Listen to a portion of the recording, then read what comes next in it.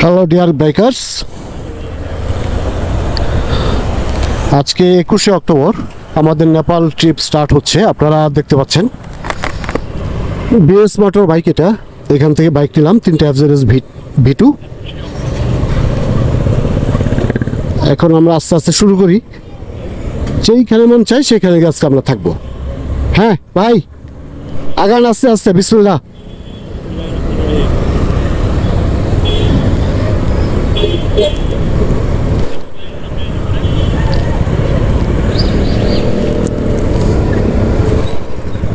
দীপু যাও, সামনে যাও।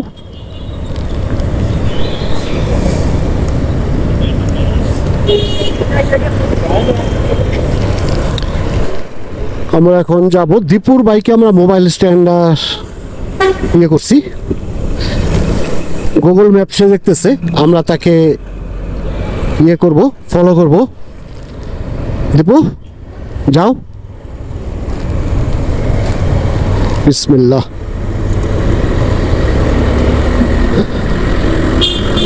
সুবহানাল্লাযী সাকারা লানা হাযা মা কুন্না লাহু মুকরিনিনা ওয়া ইন্না ইলাইহি রাব্বিনা লামুনকালিবুন। আউযু বিল্লাহি মিনাশ শাইতানির রাজীম। বিসমিল্লাহির রহমানির রহিম। আলহামদুলিল্লাহি রাব্বিল আলামিন আর রাহমানির রহিম মালিকি ইয়াউমিদ্দিন ইয়্যাকা না'বুদু ওয়া ইয়্যাকা নাস্তাঈন সিরাতাল মুস্তাকিম সিরাতাল লাযীনা আন'আমতা আলাইহিম গায়রিল মাগদুবি আলাইহিম ওয়ালাদ-দাল্লিন আমিন। বিসমিল্লাহির রহমানির রহিম। লা ইলাহা ইল্লা হুয়াল হাইয়ুল কাইয়্যুম লা তা'খুযুহু সিনাতুন ওয়া লা নাওম ফিস সামাওয়াতি ওয়া মা ফিল আরদ ওয়া মান যাল্লাযী ইয়াশফা'u 'inদাহু ইল্লা বি'idhnihi ইয়া'লামু হিনা খালফাহুম লা yuhituna বিশাই'in মিন ইলমিহি ইল্লা বিমা শা'a। আসলে দোয়া দরুদ গুলি পড়ে নিচ্ছি।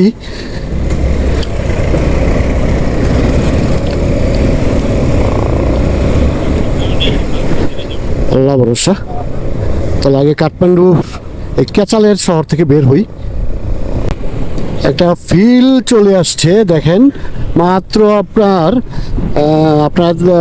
খেয়াল করবেন যে মাত্র 2-3 কিলোমিটার আসছি, কিন্তু এর মধ্যেই আমরা যে নেপাল যে একটা পাহাড় পরিবেষ্টিত একটা এলাকা, সেই ফিল চলে আসছে। সামনে তাকালে আপনারা বুঝতে পারবেন। আর আমরা চালাচ্ছি ইয়ামাহা এভারেস্ট ভার্সন 2 জাতীয় বাইক, বাংলাদেশের জাতীয় বাইক।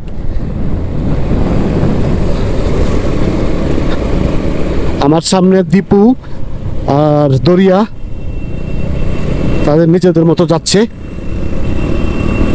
তো নেপালের একটি দেখলাম যে ওরা অনেক সভ্য, আমাদের বাংলাদেশের তুলনায় অনেক অনেক বেশি সভ্য। কারণ ওদের রাইডিং বা ওদের রাস্তায় উল্টাপাল্টা হর্ন বাজায় না, এই জিনিসগুলি খুব ভালো। যদিও আমরা কাঠমান্ডু থামেল মানে যেটা মোস্ট এলাকা, সে এলাকাটা পার হয়ে আসছি। আস্তে আস্তে আমরা যাচ্ছি বান্দিপুরের দিকে, মুগলিং বান্দিপুর হয়ে পোখরা মোনাং মাস্তাং মুক্তিনাথ ওইদিকে যাব। তো কই গিয়ে থাকবো রাত্রে জানি না। এখন অলমোস্ট 2:30 বাজে। আমরা সকালে বাইকটা নিতে একটু দেরি করে ফেলছি। দেরি করা ছাড়া উপায়ও নাই। সব কিছু আপনার নিজের মতো না করে নিতে পারলে সমস্যা, কারণ এটা হিল রাইড, অ্যাডভেঞ্চার টাইপের রাইড এখানে। এই জন্য সব কিছু ঠিকঠাক মতোই করে নিতে নিতে আমরা 2:30 বেজে গেছে।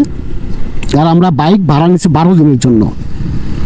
ভাড়াটা এমনভাবে নিচ্ছি যেমন আজকে দুপুর 2টা থেকে নিচ্ছি, একদম নেক্সট যখন 2টা বাজবে 12 দিনের মাথায়, মানে 24 ঘন্টা হিসাব করে ওইভাবে আমাদের কাছ থেকে তারা টাকা নেবে। আর এখানে প্রতিটা বাইক মোটামুটি অনেক দাম, বাইকের রেন্ট অনেক বেশি। আপনার কেমন বলে 3,000, 4,000, 5,000। আমি একটা KTM 250 দেখছিলাম, 5,000 টাকা দাম চাই পার ডে। আমার পুরো চাঙ্গে, তো ওইটা চাঙ্গে উঠানোর সুযোগ দেয় নেই, কারণ আমাদের পকেটের দিকেও তাকাইতে হবে। পকেটের দিকে তাকায়া তারপরে সিদ্ধান্ত নিলাম যে যতটুকু এক্সপ্লোর করা যায় করব ইনশাল্লাহ। তো ওইটা আমরা করব ইয়ামাহা এভারেস্ট V2 ভার্সন 2 দিয়ে। আমারটা আর সালামান দরিয়ারটা armada blue Yamaha Everest version 2, আর দীপুরটা হচ্ছে FZ সিঙ্গেল ডিস্ক। তো এটা একটা জিনিস যে FZ সিঙ্গেল ডিস্ক বাংলাদেশে ঢুকে না, বাট নেপালে FZ সরাসরি FZ নেপালে আসে, একদম নতুন নতুন বাইক আসে। আমি জিনিসটা বুঝলাম না। অবশ্য এটা একটা কারণ থাকতে পারে, আমি যেটা মনে করি যে নেপালে যেহেতু হিল রাইড অনেকেই পিছনে ড্রাম ব্রেকটাকে প্রেফার করে, কারণ পিছনে ব্রেক বেশিক্ষণ ধরে রাখলে আপনার ছেড়ে দেয়। এটা আপনারা যারা হিল রাইড করেন তারা জানেন। তো ধীরে ধীরে আমরা আগে এগিয়ে যাচ্ছি।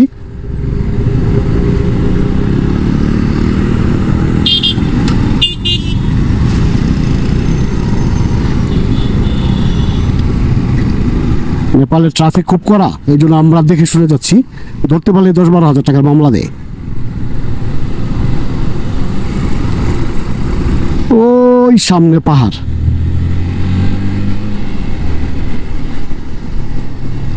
যাক, আস্তে আস্তে সামনে যাই। অলরেডি ফগি আবহাওয়া শুরু হয়ে গেছে, রোদ নাই। সামনে গিয়ে দেখি আস্তে আস্তে। ওকে, স্টে উইথ মোটরসাইক্লিস্ট।